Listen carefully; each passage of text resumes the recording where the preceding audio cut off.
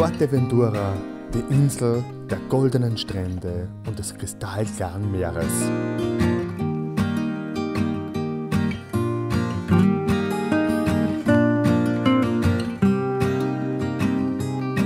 Von weitläufigen Dünenlandschaften bis hin zu malerischen Oasen führt die Reise bis in die faszinierende Welt der Vulkane.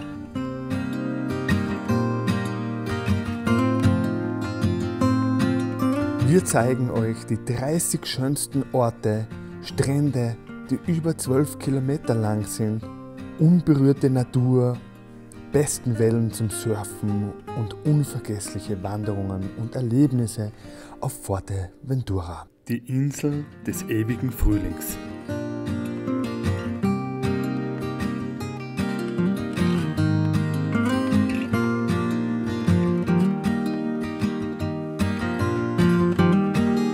Wir sind zu zweit inklusive Camper von Teneriffa nach Fuerteventura gereist. Die Überfahrt dauert etwa 5 Stunden und kostet rund 200 €. Auf Fuerteventura gibt es einen internationalen Flughafen und man kann dort einfach ein Auto oder ein Camper mieten. Wir erkunden die Insel gegen den Uhrzeigersinn und haben eine Karte mit allen Highlights und schönsten Orten erstellt, die du unten in der Beschreibung herunterladen kannst. Unser Ausgangspunkt ist im Südosten neben dem Hafen von Morro Hable.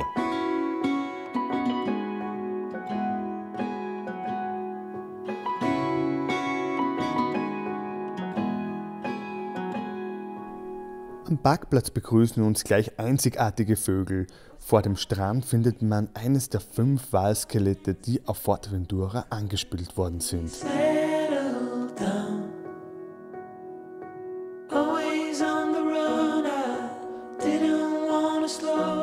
Hier sieht man das Skelett eines 15 Meter großen Pottwals, das man sich genau ansehen kann.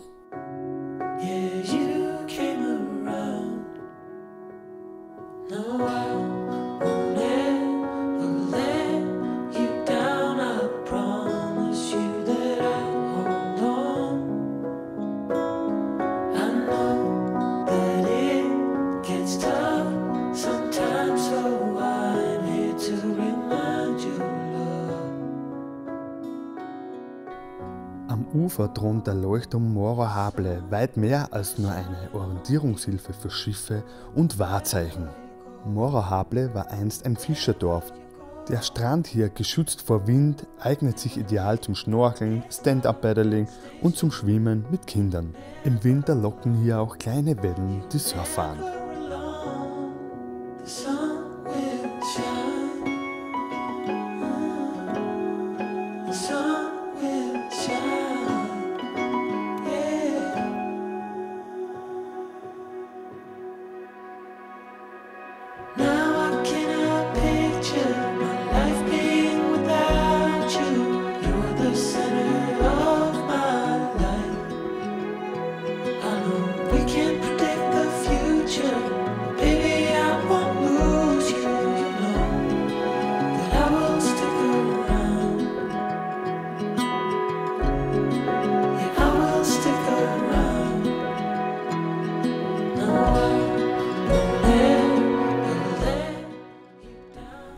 Nur ein Stück weiter nördlich ist der Playa de Sotavento.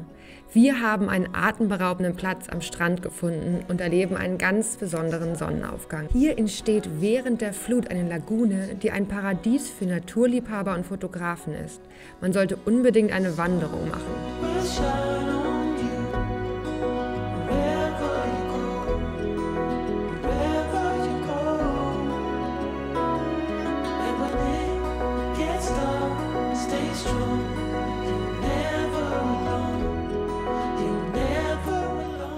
Sotavento ist mega geil. Wir stehen direkt am Strand und der ist halt einfach mega lang. Es gibt eine Lagune, die da formt, wenn High Tide ist. Ja, guckt euch das an.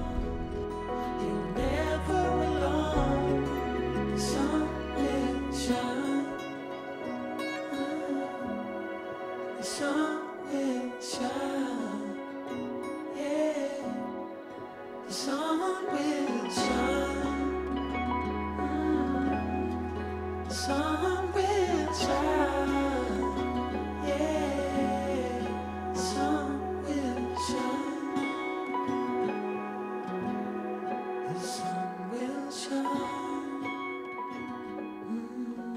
Dieser Ort ist übrigens auch ein Mekka für Wassersportler, da die Lagune und die Ausrichtung des Strandes ideale Bedingungen für Windsurfing und Kitesurfing bietet. Es gibt die Möglichkeit, einen Anfängerkurs und natürlich auch fortgeschrittenen Kurse zu belegen. Hier findet auch der Weltcup im Windsurfen statt, eine spektakuläre Show voller Farben und Akrobatik auf dem Wasser.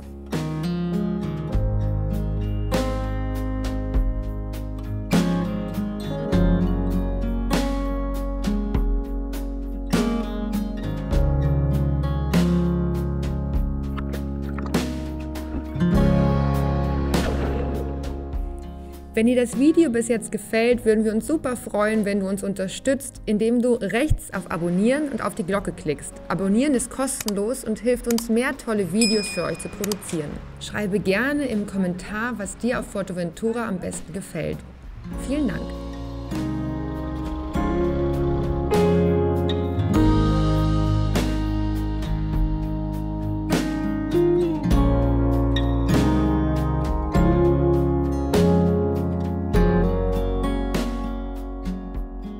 Ein Stück weiter kommt man zu einer Bucht namens El Puertito. Dieser Ort mag klein sein, aber er besitzt einen unwiderstehlichen Charme.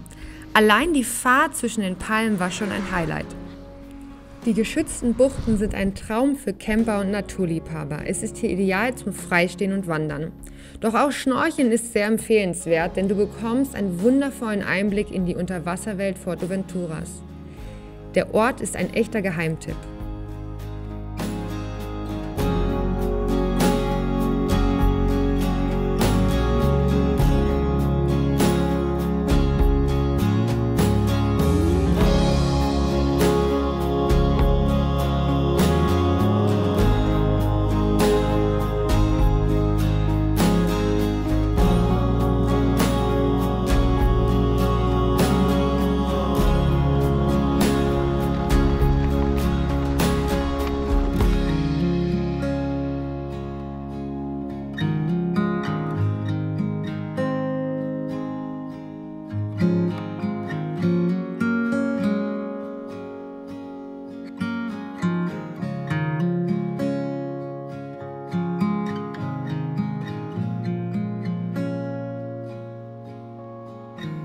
In Gran Tarajal findet man ein weiteres Walskelett, diesmal von einem Cuvierschnabelwal.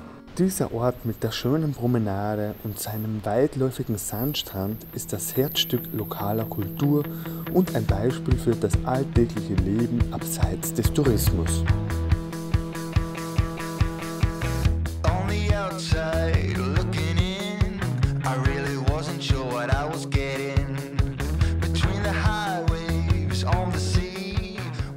Die Stadt ist geprägt von bunten Wandmalereien, die ihre Geschichte der Insel erzählen.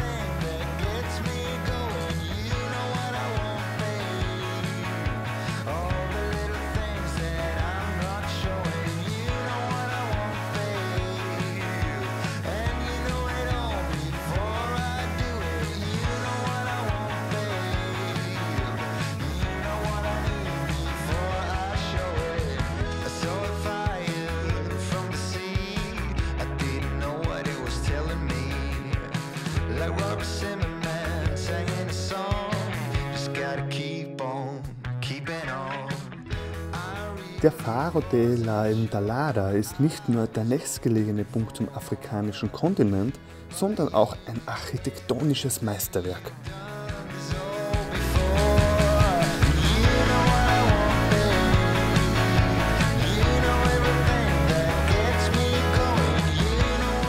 Von hier aus bietet sich eine unvergessliche Aussicht, ein idyllischer Ort zum Innehalten und Staunen. Rund um den Leuchtturm laden malerische Wanderwege ein, die mit ihren spektakulären Panoramablicken begeistern.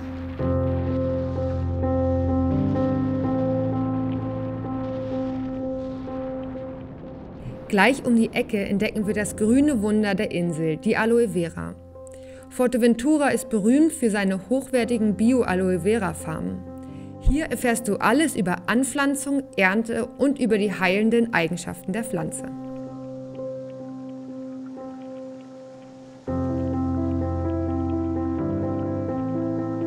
Unsere Reise geht weiter zum weißen Gold Forteventuras, dem Salz. In den Salinen von Forteventura wird dieses kostbare Mineral in einem faszinierenden Prozess gewonnen, der sich seit Jahrhunderten kaum verändert hat.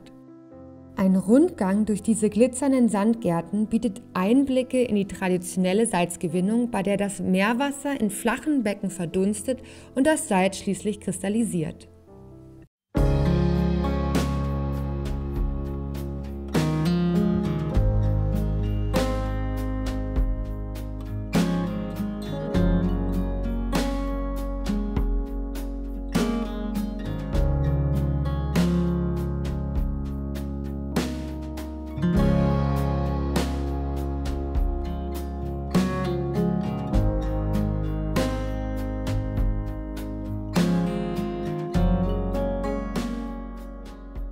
Der rote Berg Montana Roja gehört zu den schöneren inaktiven Vulkanen dieser Insel. Man kann hier eine schöne Wanderung machen. Von seinem Gipfel aus haben wir einen 360-Grad-Blick über die Insel und bei klarer Sicht bis hinüber zu den Nachbarninseln.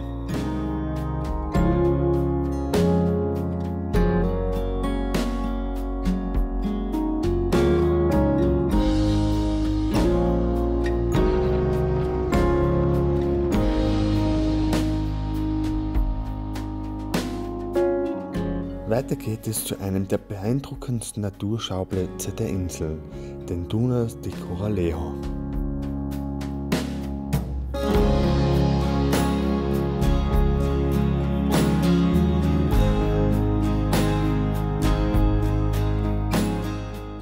Diese gigantischen Sanddünen, geformt vom Wind, geben uns das Gefühl, mitten in der Sahara zu stehen.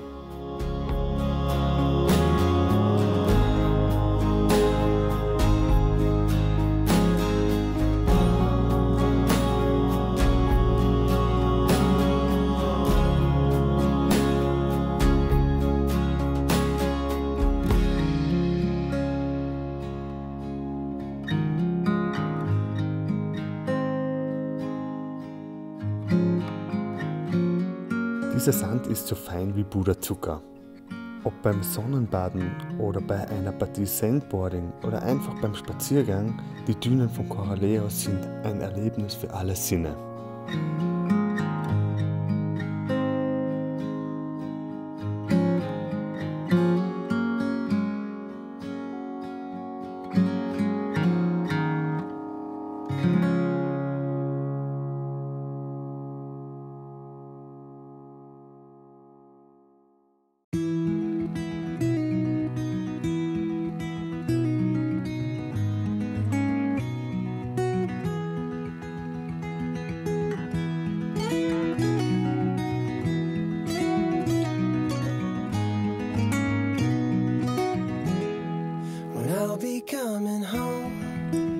Die Grandes Playa Corralejo sind mit ihrem weißen Strand und dem azurblauen Wasser das perfekte Stranderlebnis. Die Strände sind nicht nur ein Hotspot für Wassersportler, vor allem Kiter, sondern auch für alle, die sich nach einer entspannten Zeit unter der Sonne sehnen.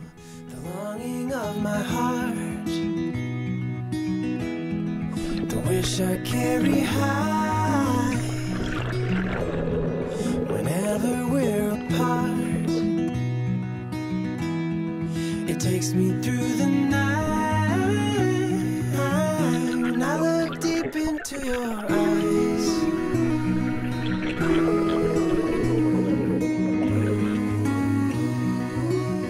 When I look deep into your eyes,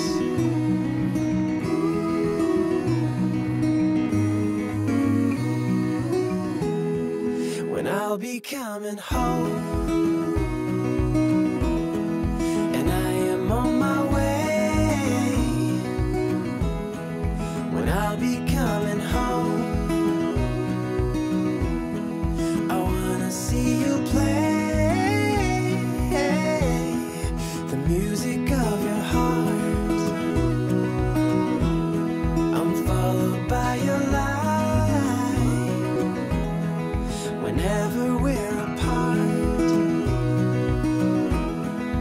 takes me through the night when I look deep into your eyes.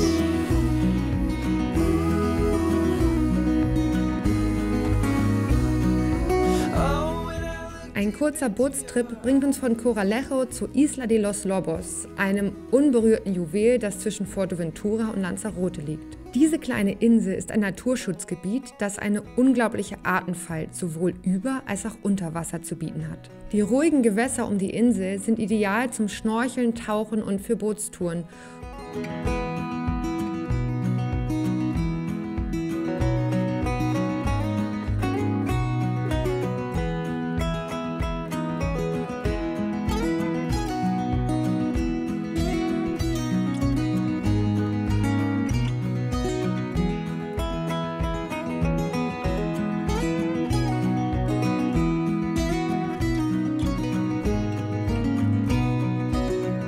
When I look deep into your eyes.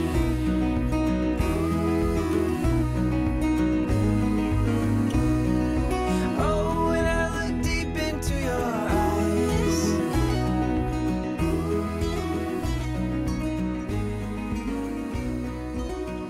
When I look deep into Coralejo, einst ein nettes Fischerdorf, hat sich in ein lebendiges Zentrum mit pulsierender Energie verwandelt. Entlang der charmanten Promenade reihen sich gastfreundliche Restaurants und attraktive Geschäfte aneinander, ein wahres Paradies für Urlauber. Entlang der Küste findet man scheinbar weißen Strand.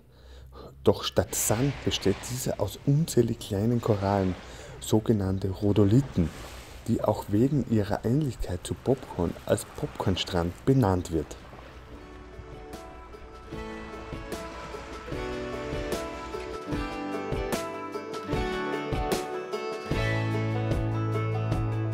Man, I always had stories about the city life and the crazy nights. Figure I should probably give it a try. Maybe check it out, see what it's all about. But the traffic was fast and the money was slow. The people I met you never get to know. I kinda miss this place I used to live back home. 'Cause up here it's breakneck, paycheck, rat race, what's next? I'm tired of feeling like a small fish in a big pond. I think I'll go back where I came from, where everybody knows my name. My friends are still the same. I guess the slow life hit me just right, like a bonfire on a cold night. Hell, and you can keep your 9 to 5. Happy with the simple Nur eine life. kurze Fahrt von Coralejo entfernt liegt der beeindruckende Calderon Hondo, ein perfekt geformter und für uns definitiv der schönste Vulkankegel der Insel. Eine Wanderung auf den Gipfel wird mit einem unglaublichen Panoramablick über die Insel belohnt. Die rote Farbe des Gesteins, verursacht durch den hohen Eisengehalt, macht den Aufstieg zu einem visuellen Spektakel, perfekt für Foto- und Videografen. Like a small fish in a big pond. I think I'll go back where I came from, where everybody knew my name, and all my friends are still the same. I guess the slow life hit me just right, like a bonfire on a cold night. Hell, you can keep your 9 to 5, 'cause I'm happy with the simple life.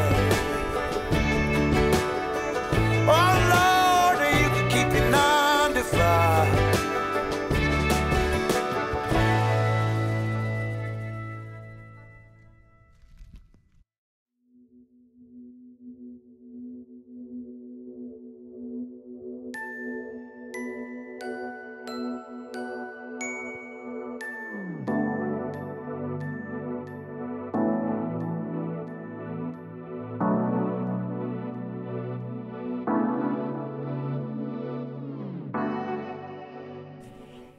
Weniger bekannt, aber keinenfalls weniger beeindruckend ist die Gegend um Maranicho.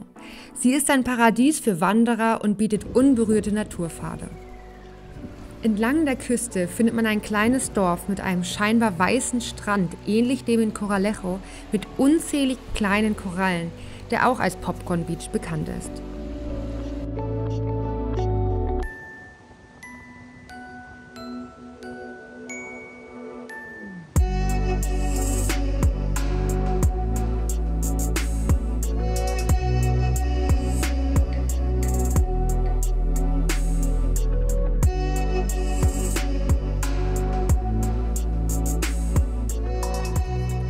Von hier aus führt unser Weg entlang der Nordküste weiter in Richtung Westen, vorbei an zahlreichen Buchten, Wanderwegen und Surfspots, bis schließlich der beeindruckende Faro del Tostón in Sicht kommt.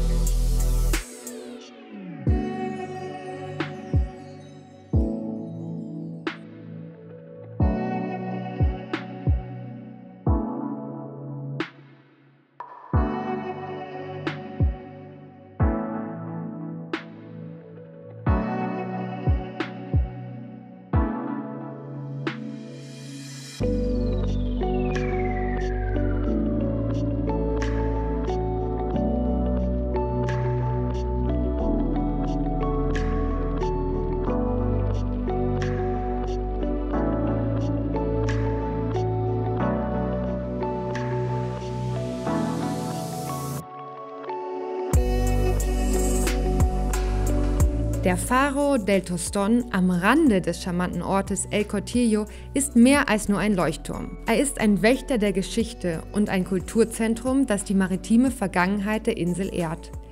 Die nahegelegenen Lavafelder und zerklüfteten Küstenlinien sind ein Traum für jeden Naturliebhaber und Drohnenfotografen.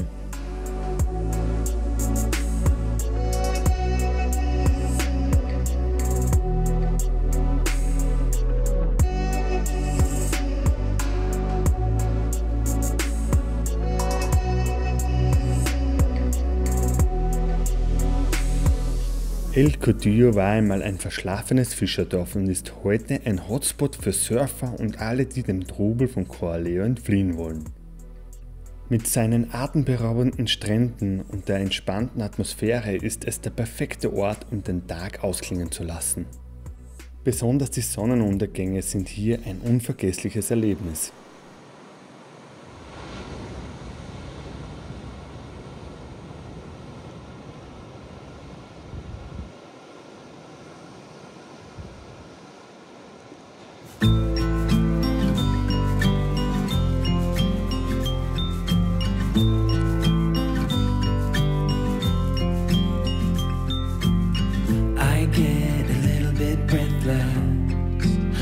Are too big. Can I get some comfort, please?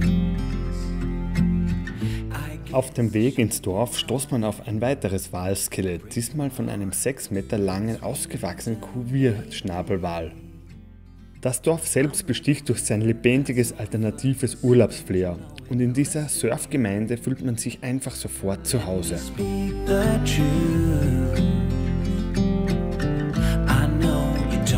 Face it, you think it's too late, but I can see past the rain. Won't you lay it on me? Turn the page and burn it. Let's make up a big bonfire on the beach with the stars as our light. Throw our problems in the flame. Throw our problems in the flame.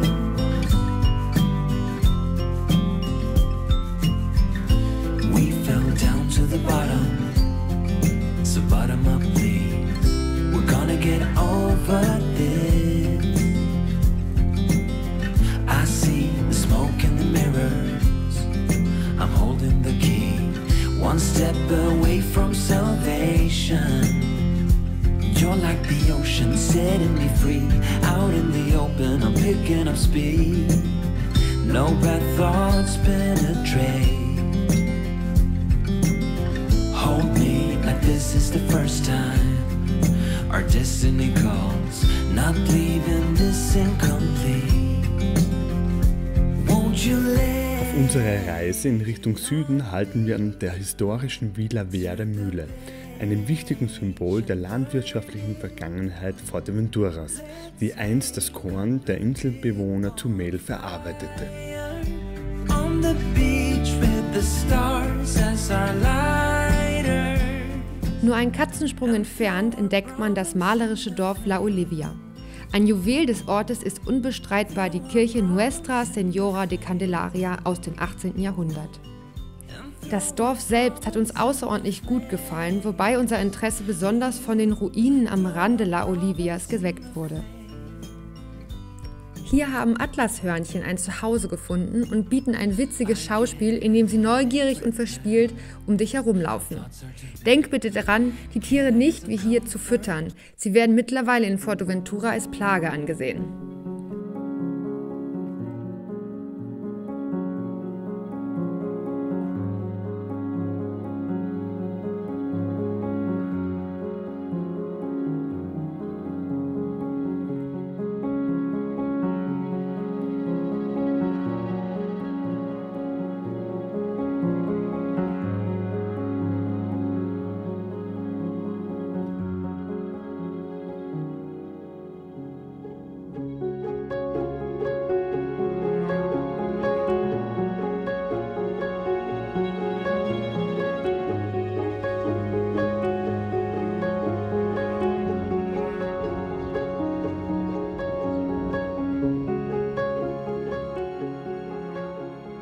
Betancuria wurde im 15. Jahrhundert gegründet und ist die ehemalige Hauptstadt Fuerteventuras.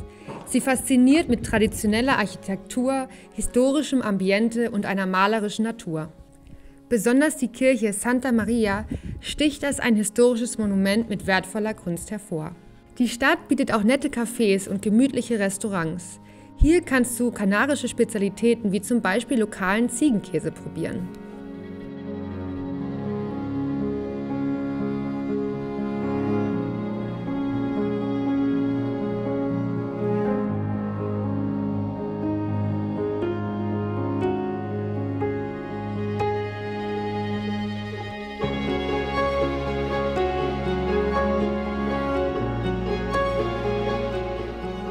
Der Rural Park auf Fuerteventura ist ein Schutzgebiet mit reicher Flora und Fauna, das zum Wandern einlädt und tiefen Einblick in die Natur und Kultur der Insel bietet.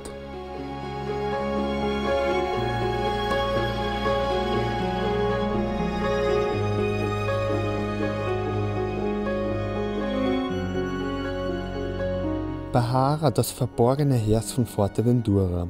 Ein Highlight ist die einzigartige Kirche Nuestra Señora de Regla mit ihren aztekischen Schnitzereien.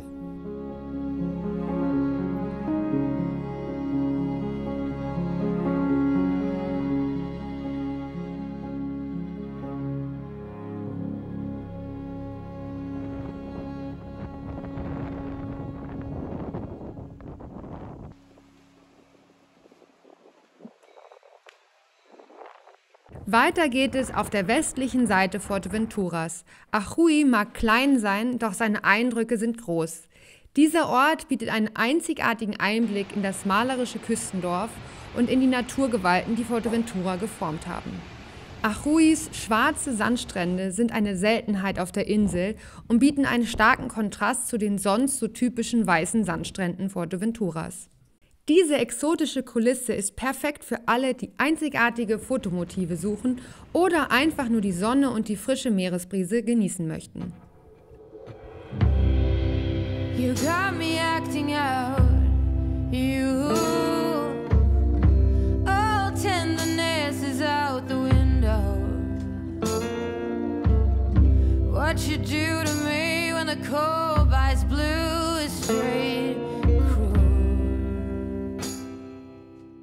Nicht weit vom Dorf entfernt findest du die beeindruckenden Kalksteinhöhlen von Ajuy.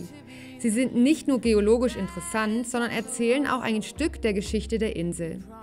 Sie gehören zu den ältesten geologischen Formationen der Kanarischen Inseln und waren einst für Piraten ein Unterschlupf. Also ob du auf der Suche nach Abenteuer bist oder einfach nur entspannen möchtest, Ajuy ist ein unvergesslicher Stopp auf deiner Reise durch Fuerteventura. Take my hand away, me. Please tell me it's a dream. A dream. The worst kind you've ever dreamed. Don't wanna lay another night Die Reise entlang Fuerteventuras Westküste führt uns weiter zu. Hier gibt es nichts als das Meer und Ruhe. Mystische Naturgeschöpfe durch Erosionen wie Graf Dracula machen den Wanderausflug zu etwas ganz Besonderem.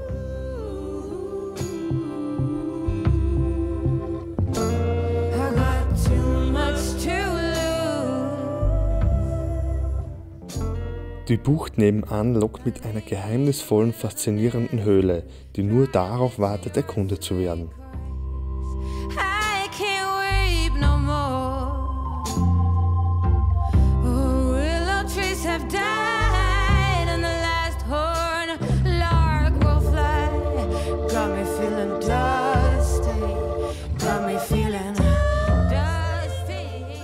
Playa de Garcey ist der Ort, an dem das Wrack der American Star eine schaurige, schöne Kulisse geboten hat. Heute rauschen die Wellen ungestört an den Strand. Im Jahr 1994 konnte man das 220 Meter lange Wrack bestaunen, doch in weniger als 10 Jahren waren nur noch kleine Teile davon übrig. Ein stilles Zeugnis der gewaltigen Naturkräfte des Wilden Westens.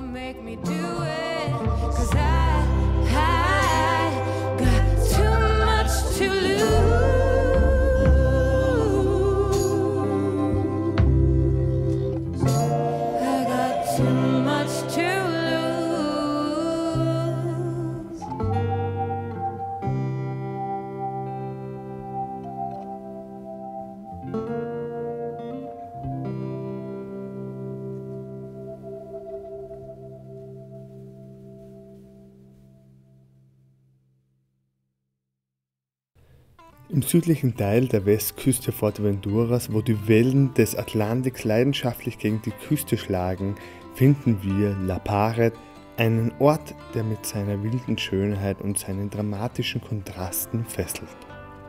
Die Region eignet sich hervorragend für Wanderungen und man kann zum beeindruckenden Plateau über die Höhle von Punta Guadalupe wandern. Für Surfer ist dieser Ort ein Paradies, bekannt für seine beeindruckenden Wellen, die hier an die Küste rollen und La Pared zu einem der besten Surfspots auf Fuerteventura machen.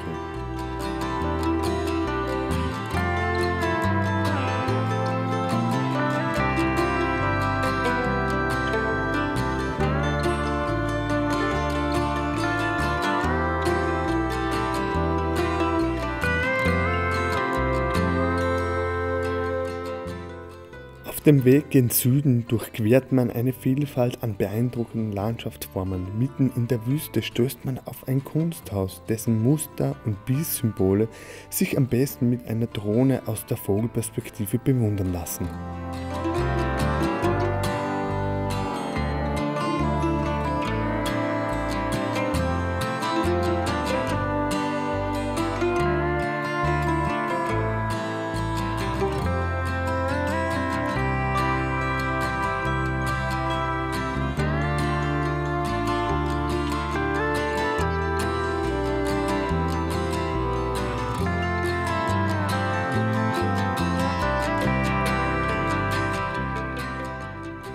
Nach einer Stunde Autofahrt kommen wir zum südlichsten Zipfel Fuerteventuras, dort wo sich die Wellen des Atlantiks sanft an die Küste der Insel brechen, erhebt sich der Faro de Punta de Jandia.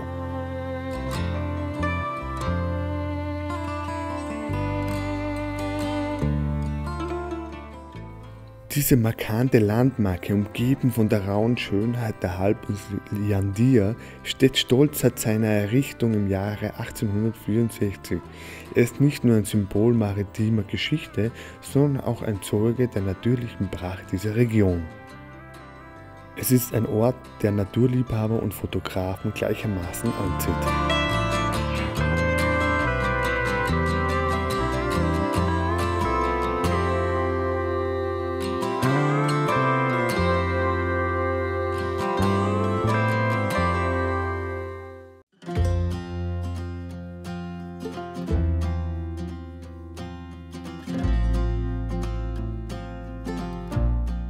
Ein kleiner Fußmarsch führt zum ruhigen Fischerdorf El Puertito, einem Ort des Friedens und der Tradition.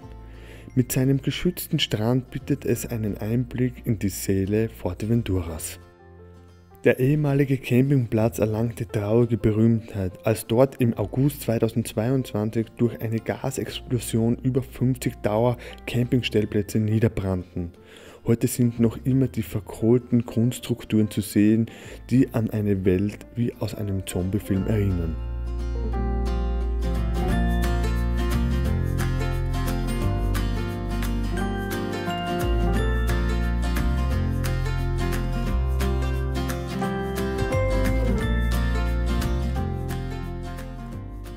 Vom Dorf geht es weiter zu einem weiteren Naturwunder Fuerteventuras, der Cueva de Playa de los Ojos. Geformt von den Wellen birgt dieser Strand und faszinierende Höhle ein Spiel aus Licht und Schatten, ein Ort, der zum Innehalten und Staunen einlädt.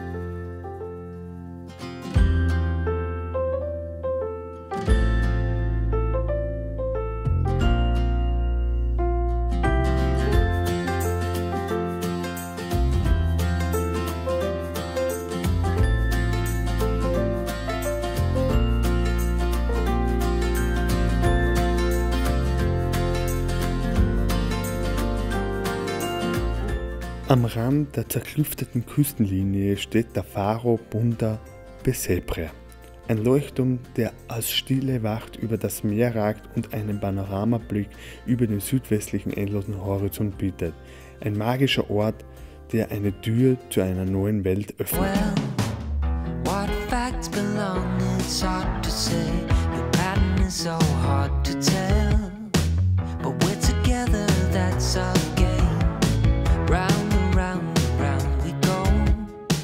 The dance ain't over, I'm sure we're still the same. Nachdem wir die Bergstraße gemeistert haben, erreichen wir die abgelegene Westküste von Cofete, einen Ort, der mit seiner entlegenen und unberührten Schönheit beeindruckt. Unser erster Halt ist der Rocco del Mora, ein markanter Felsvorsprung, der majestätisch über der Landschaft thront. Diese Formation, ein beeindruckendes Naturphänomen, ist durch Erosion und geologische Aktivität über Jahrtausende hinweg entstanden. Hier bietet sich die Gelegenheit, den bezaubernden und größten Strand Fuerteventuras mit 12 Kilometer Länge zu genießen, entlang dessen man stundenlang wandern kann. There's no explanations. I've got things I tend to moan. In these times, just please be patient. Be my shore, you be my home.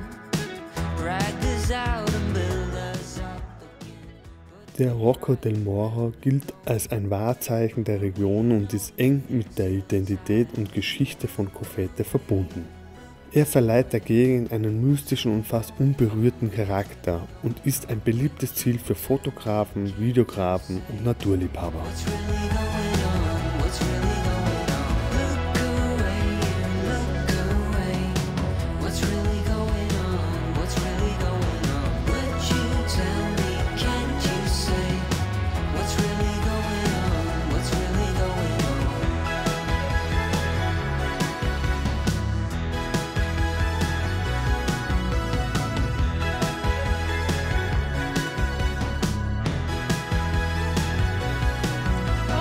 Look away and just look away.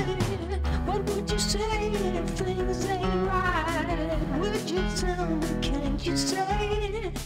Please just talk to me if things ain't fine. Look away, you just look away. What would you say if things ain't right? Would you tell me, can't you say? Please just Nur ein Stück weiter erreichen wir den letzten Parkplatz, den Cementerio de Cofete. Dieser kleine, aber bedeutungsvolle Friedhof ist eingebettet in die raue Landschaft und strahlt eine einzigartige Ruhe aus. Er erzählt die stille Geschichten der Insulaner.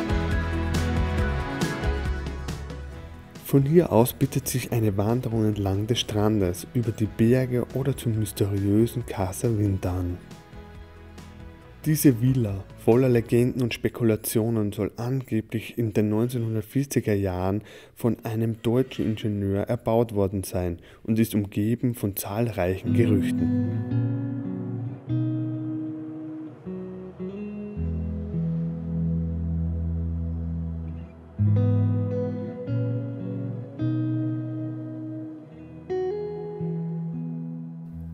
Der größte Strand Fuerteventuras mit seinem goldenen Sand und den mächtigen Wellen des Atlantiks ist ein Paradies für Naturliebhaber, die Ruhe fernab der stressigen Welt suchen.